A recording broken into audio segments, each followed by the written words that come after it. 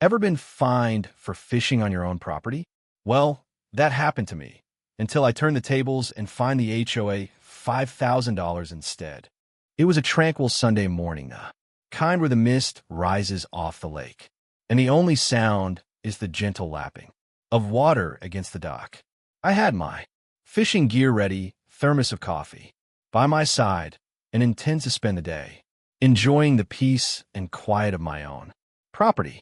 That peace, however, was about to be interrupted by Kathy, the neighborhood's infamous HOA enforcer. As soon as I cast my line, there she appeared, at the edge of the lake, clipboard in hand, eyes ablaze with self-righteousness. Fury.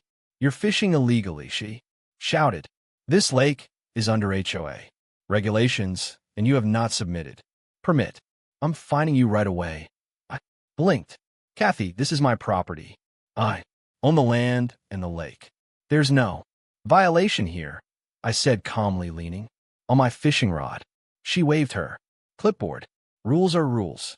Everyone must abide by the rules and regulations set forth by the Homeowners Association." The arrogance was astounding. So I decided to teach her a lesson in the kind of creativity that only comes from years of dealing with petty overreach. I spent the next hour drafting an official looking fine notice for the HOA itself, citing repeated harassment, unauthorized entry on a private property, and misuse of community enforcement powers. The amount, $10,000. I left it conspicuously on their office door, complete with detailed documentation of all previous complaints and a stern warning that failure to pay would lead to legal action.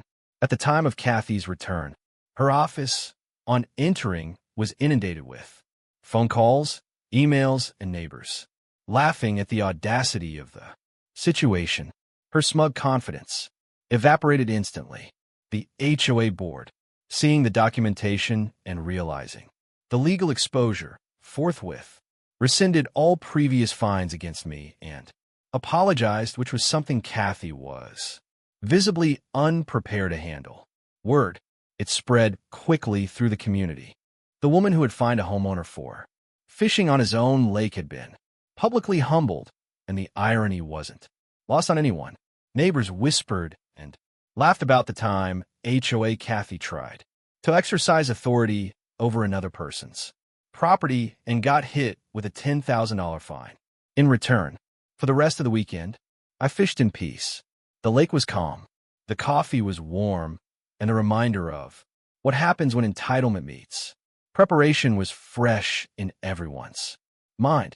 Kathy never attempted another fine against me, and her reputation as the neighborhood enforcée en dur permanent dent.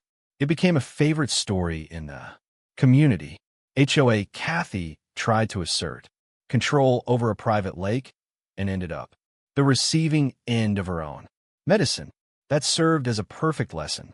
Rules are meaningless when misapplied, and sometimes a little creativity and calm authority can turn even the boldest intimidation tactics into a spectacular defeat.